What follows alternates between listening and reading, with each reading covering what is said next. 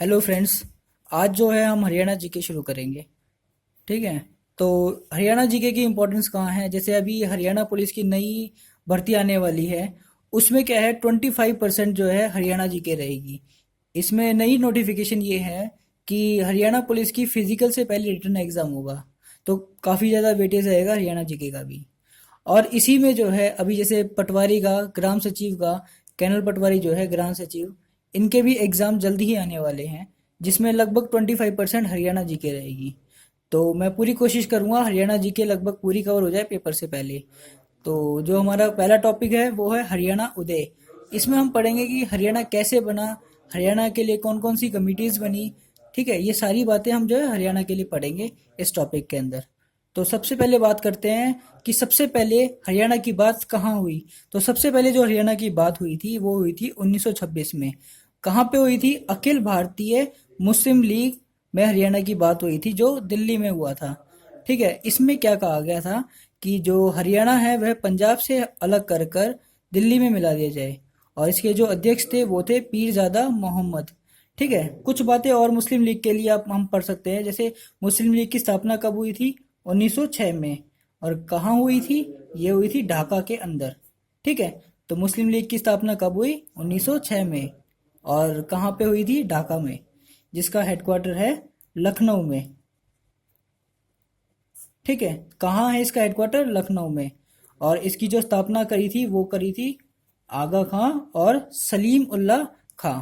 ठीक है, ये कुछ स्ट्रेटिकल के क्वेश्चन हैं, स्ट्रेटिकल जीके के।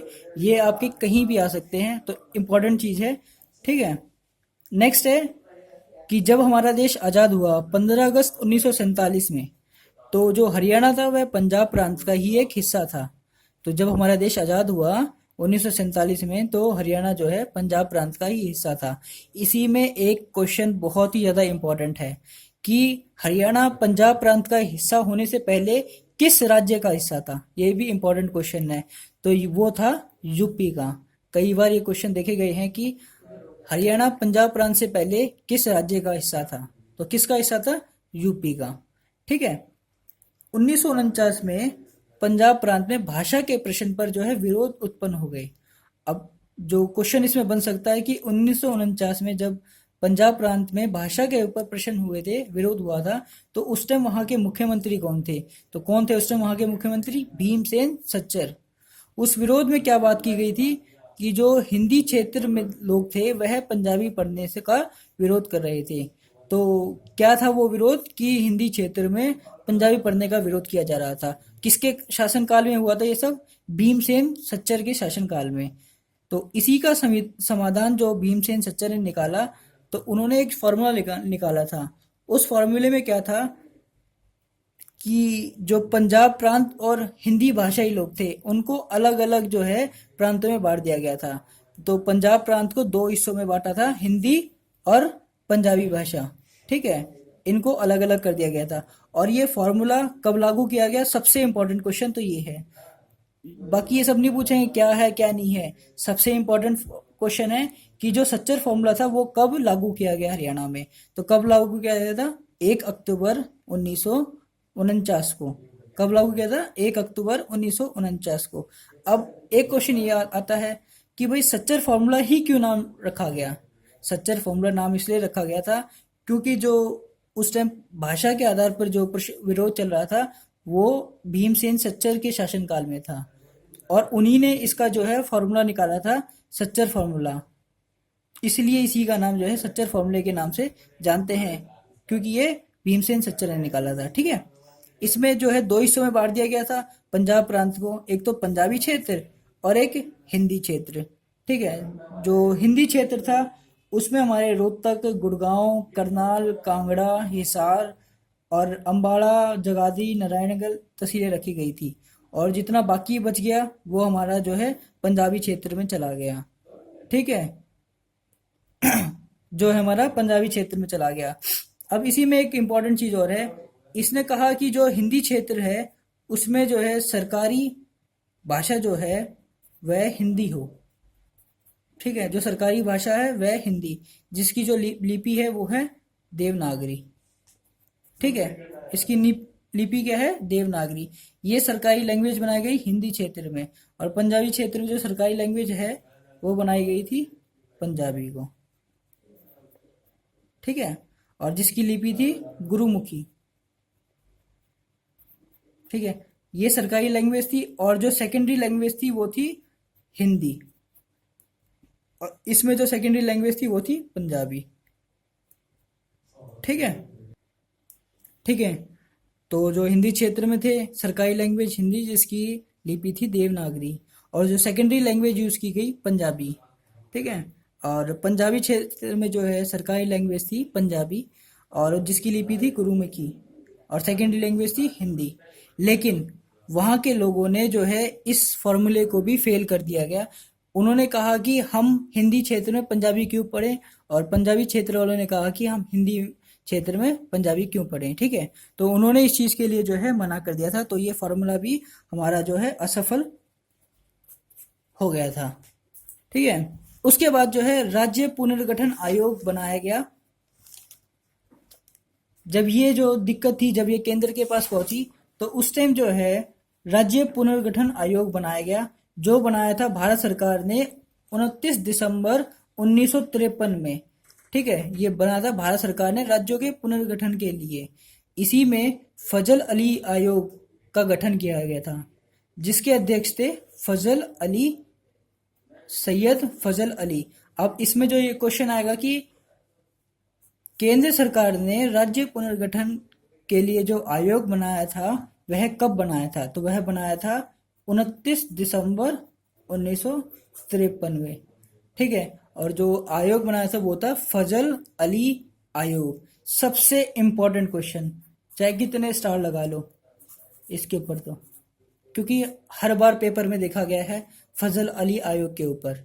इसमें क्या है, क्वेश्चन जो मोस्ट टाइम रिपीट हो रहा है, पटवारी हो गया, ऑक्शन रिकॉर्डर हो गया, और इसके बाद एक क्लर्क हो गया, या कोई भी टीचिंग का एग्जाम उठा लो, तो लगभग सब में ये क्वेश्चन मिलेगा कि फजल अली आयोग ने अपनी रिपोर्ट कब पेश की गई। तो कब पेश की गई थी, 1956 में। एज इट इज क्वेश्चन मिलेगा, कोई भी मतलब ऑप्शन में भी कोई डिफर नहीं मिलेगा कहीं भी, एज इट इज क्वेश्चन मिलेगा 1956, डायरेक्ट लगाना 1956, ठीक है। इस आयोग ने पंजाब को तोड़ने से मना कर दिया था कि भाई जो पंजाब हिस्सा है उसका कोई भी मतलब बंटवारा नहीं होगा, वो हिंदी क्षेत्र या पंजाबी क्षेत्र में नहीं टूटेगा, क्योंकि इससे जो है भाषा का जो विरोध चल रहा था वो खत्म नहीं होगा। तो इसने एज इट इज जो है मना कर दिया गया था, ठीक है। ठीक है, उसके बाद भारतीय संविधान में संशोधन किया गया, 7वां संविधान संशोधन किया गया 1956 के अंदर। इसमें क्या है कि जो पंजाब सरकार ने क्षेत्रीय फॉर्मूला लागू कर दिया गया था, और ये कब लागू किया था, 24 जुलाई 1956 में। तो ये भी इम्पोर्टेंट क्वेश्चन बनता है कि पंजाब सरकार ने क्षेत्रीय फॉर्मूला कब लागू किया, तो कब लागू किया था, 24 जुलाई 1956 में। और ये जो लागू किया था वो किया था कैरो सिंह, उस टाइम जो है सीएम थे, उनके शासनकाल में। तो जो क्षेत्रीय फॉर्मूला लागू किया था कैरो सिंह, जो उस टाइम सीएम थे, उनके शासनकाल में 24 जुलाई 1956 को। अब जो क्षेत्रीय फॉर्मूला है वो क्या था, क्षेत्रीय फॉर्मूला था, पहले इसके बारे में पढ़ते हैं कि क्षेत्रीय फॉर्मूला हमें क्यों लगाना पड़ा। क्षेत्रीय फॉर्मूला इसे लगाना पड़ा, जो फजल अली आयोग ने अपनी रिपोर्ट पेश की थी, उसमें पंजाब को जैसा है वैसा ही रखने का आदेश दिया था। उन्होंने ये कहा था कि अगर हम पंजाब को तोड़ेंगे तो जो भाषा का जो विरोध चल रहा है पंजाब के अंदर वो खत्म नहीं होगा। इसी को देखते हुए जो है पंजाब सरकार ने वहाँ पे क्षेत्रीय फार्मूला लगाया था। और जो ये क्षेत्रीय फार्मूला है ये सच्चर फार्मूले से कोई अलग नहीं है। सच्चर फार्मूले में भी जो है एक हिंदी क्षेत्र बनाया था और एक जो है पंजाबी क्षेत्र बनाया था। तो इसमें भी ऐसा ही किया गया कि एक तो हिंदी क्षेत्र बना दिया और एक पंजाबी क्षेत्र बना गया। बस फर्क इतना था कि हिंदी क्षेत्र में कुछ और जो है जिलों को जोड़ दिया गया। ठीक है, जो हिंदी क्षेत्र में जिले थे वो थे हिसार, रोहतक, गुड़गांव, करनाल, अंबाला जिला, जगाधरी, नारायणगढ़ तहसीलें, महेंद्रगढ़ जिला, पटियाला जिले के कोहिस्तान क्षेत्र, शिमला एवं कांगड़ा जिला। और बाकी पंजाबी क्षेत्र में जितना भी बच गया वो सारा पंजाबी क्षेत्र में। तो ये कुछ ज़्यादा इंपॉर्टेंट नहीं है, बस इसमें इंपॉर्टेंट जो है इसकी डेट्स है। ठीक है, इसमें सिर्फ इम्पोर्टेंट क्या है, इसकी डेट्स। ठीक है, आगे है जैसे अब 1957 में पंजाब में जो है हिंदी आंदोलन हुआ, जिससे कि वहाँ के लोगों में पंजाब भी क्षेत्र के लिए भी एक पृथक मांग उठने लगी, मतलब इंडिपेंडेंट स्टेट की मांग उठने लगी। जो वहाँ पे हिंदी आंदोलन चला था, तो उससे भी जो है पंजाबी क्षेत्र की एक इंडिपेंडेंट स्टेट की मांग उठने लगी। ठीक है। उसके बाद 1960 में जो वहाँ के नेता मास्टर तारा सिंह, उन्होंने पंजाबी सूबे के लिए अब आंदोलन किया और उसका नेतृत्व किया। ठीक है। नेक्स्ट है 1965 में संत फतेह सिंह ने पंजाबी सूबे के लिए अनशन शुरू किया। अब 1957 में आंदोलन हुआ, 60 में आंदोलन हुआ, 65 में आंदोलन हुआ। इसके दबाव में आकर सरकार ने 23 सितंबर 1965 में एक कमेटी बनाई, जिसको हम कहते हैं हुकुम सिंह कमेटी, जिसके अध्यक्ष थे सरदार हुकुम सिंह। उन्हीं के नाम पर जो है एक कमेटी बनाई गई। और उस टाइम जो है वहाँ के जो हरियाणा उसके भारत सरकार के गृह मंत्री थे गुलजारी लाल गुलजारी लाल नंदा। ठीक है। उन्होंने ये कहा कि जो भी ये कमेटी फैसला लेगी वो सही फैसला होगा। और उन्होंने जो है लोकसभा में पंजाब के पुनर्गठन के लिए जो घोषणा की कि पंजाब का पुनर्गठन किया जाए। ठीक है। अब कुछ हुकुम सिंह कमेटी ने क्या किया और क्या नहीं किया, ये सारी बातें पढ़ते हैं। तो हुकुम सिंह कमेटी ने जो है 23 अप्रैल 1966, कब बनी थी हुकुम सिंह कमेटी? वो बनी थी 23 सितंबर 1965। कब बनी थी? 23 सितंबर 1965 में। ठीक है। और उसके बाद इस कमेटी ने जो है एक आयोग बनाया, जिसको हम कहते हैं सीमा आयोग। अब ये सीमा आयोग क्या था? यह था कि जो हरियाणा राज्य में कितने जिले होंगे, पंजाब राज्य में कौन सा जिला होगा, हरियाणा में कौन सा जिला होगा, मतलब सीमा का बंटवारा करने के लिए आयोग बनाया था, जिसकी अध्यक्षता की थी जस्टिस जेसी शाह। इसको ये भी कहते हैं शाह कमेटी। ठीक है। असली जो बात चल रही है अब है हरियाणा के बारे में, मतलब जो मेन कमिटीज है ना, जहां से मोस्ट इंपोर्टेंट क्वेश्चंस आएंगे वो यहाँ से शुरू होती है 23 सितंबर 1965 हुकुम सिंह कमेटी से। यहाँ से आते हैं मेन, मतलब जो इंपॉर्टेंट क्वेश्चंस हैं वो सारे यहाँ से ही शुरू होते हैं। ठीक है। तो 65 में सरदार हुकुम सिंह की अध्यक्षता में हुकुम सिंह कमेटी बनी। उन्होंने जो है 23 अप्रैल 1966 को सीमा आयोग, इसी को क्या कहते हैं शाह कमेटी, उसका गठन किया, जिसके अध्यक्ष थे जस्टिस जेसी शाह। इसमें 3 मेंबर थे सीमा आयोग में, justice J C Shah, Shri S Dutt, Shri M Philip. इन्होंने 31 मई 1966 को यह बताया कि हरियाणा में कौन कौन से जिले शामिल होंगे। जैसे मैंने बताया था कि भाई सीमा आयोग जो बनाया सीमा निर्धारण के लिए, तो इसने यही रिपोर्ट 31 मई 1966 को दी थी। ठीक है। इसी में जो है श्री एस दत्त इन्होंने एक सुझाव और रखा था कि जो चंडीगढ़ है उसको हरियाणा में ही मिला दिया जाए, लेकिन इनके इस निर्णय को मंजूर नहीं किया गया और चंडीगढ़ जो है हरियाणा में नहीं मिला। ठीक है। उसके बाद जो गुलजारी लाल नंदा था उस टाइम के गृह मंत्री, उन्होंने जो पंजाब पुनर्गठन विधेयक था लोकसभा में पारित किया था, वह 18 सितंबर 1966 को लोकसभा में पारित कर दिया गया। मतलब कहने का यह है कि पंजाब का हरियाणा और पंजाब में विभाजन कर दिया जाए। तो ये कब पास हुआ, ये भी काफी इंपॉर्टेंट क्वेश्चन रहेगा यहाँ से कि पंजाब पुनर्गठन विधेयक कब पारित किया गया लोकसभा में। तो कब पारित किया गया? 18 सितंबर 1966। कब पारित किया गया? 18 सितंबर 1966 में। ठीक है। उसके बाद 1 नवंबर 1966 में हरियाणा एक पृथक राज्य, मतलब इंडिपेंडेंट स्टेट की स्थापना की गई। अब ये जो है क्वेश्चन में पेपर में जो है कई बार आ चुका है कि हरियाणा की स्थापना कब की गई। तो हरियाणा की स्थापना की गई 1 नवंबर 1966 में। कब की गई? 1 नवंबर 1966 में।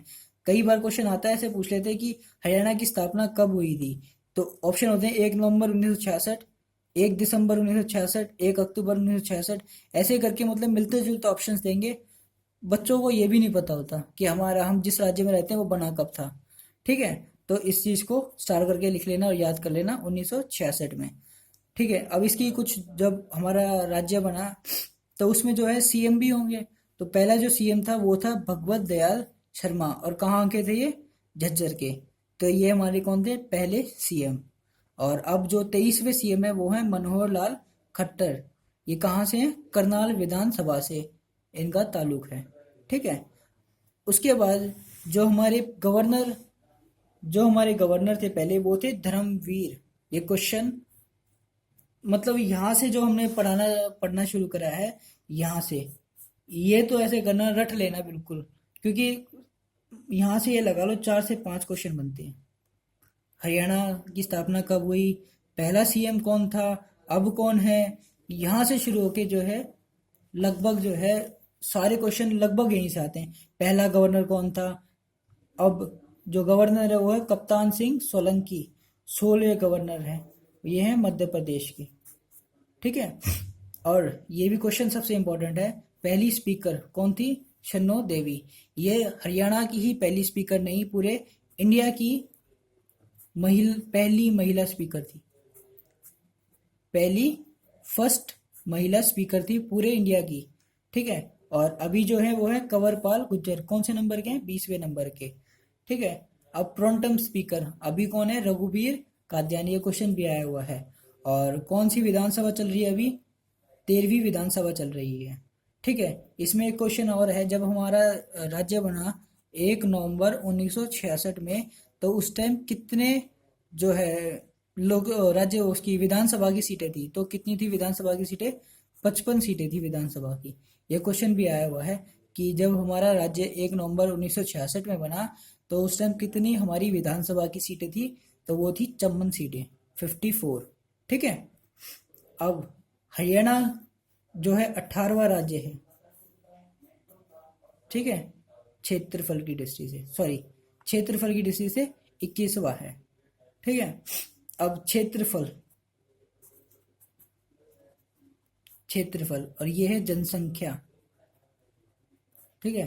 अब जनसंख्या, इसको ऐसे 8 ये लिखा हुआ ना, ये जय ऐसे है, तो इसी को आप याद करने के लिए ऐसे बना लो। बन गया 8, एक डंडा लगा लो, तो क्या बन गया? 18वां जनसंख्या की दृष्टि से। ठीक है। क्षेत्रफल की दृष्टि से कौन सा? 21वां। तो ये ऐसे है ना, ऐसे लिखा हुआ है, तो इसी चीज को ऐसे करके ऐसे कर लो, ये 2 बन गया, और ये क्या बन गया? 1। तो ये क्या बन गया? 21। ये क्वेश्चन भी काफी आए हुए हैं दोनों। ठीक है। और जब हमारा राज्य बना पंजाब से टूटकर, तो 35% तो क्षेत्र हमें मिला, और 65% जो क्षेत्र वो पंजाब को मिला। ठीक है। तो ये हरियाणा को मिला था। ठीक। अब जब हमारा इसके नामकरण, हरियाणा के नामकरण भी अलग अलग थे। ठीक है। असल में जो हरियाणा का अगर 2 शब्दों से मिलके बना है, हरि प्लस अरण्य। हरि मतलब विष्णु का नाम, और अरण्य मतलब आवास। तो मतलब इसका पूरा क्या हो गया? विष्णु का आवास जहाँ है वो है हरियाणा। ये इसका अर्थ है, हरि प्लस अरण्य। ठीक है। विष्णु का आवास। इसी में जो है क्वेश्चन आते हैं कि हरियाणा का नामकरण, तो पुष्पदंत द्वारा जो महापुराण था, उसमें हरियाणा को हरियाणा ही कहा था। ठीक है। और बाणभट्ट चरित जो है हर्षचरित, उसमें कहा था श्री कठ जनपद। ठीक है। और अर्थवेद में जो कहा था वो कहा था ब्रह्मावर्त, और ऋग्वेद में कहा था रज हरियाणे। ये सबसे पहले सबसे पुराण है हमारा ऋग्वेद। सबसे पहले उल्लेख हरियाणा का इसी में मिलता है। तो क्वेश्चन ऐसे आ जाएगा कि हरियाणा का सबसे पुराना जो है नाम किस वेद में या कहाँ से मिला था? तो वो मिला था ऋग्वेद में, रज हरियाणा के नाम से मिला था। कहाँ मिला था? ऋग्वेद में, रज हरियाणा के नाम से। ये भी इंपॉर्टेंट क्वेश्चन है। ठीक है। उसके बाद है मनुस्मृति। इसमें क्या है? मनुस्मृति में ब्रह्मा व्रत। क्या है? ब्रह्मा व्रत। ठीक है। ठीक है। तो एक बार देख लेते हैं। पुष्पदंत द्वारा चरित महापुराण में क्या नाम था?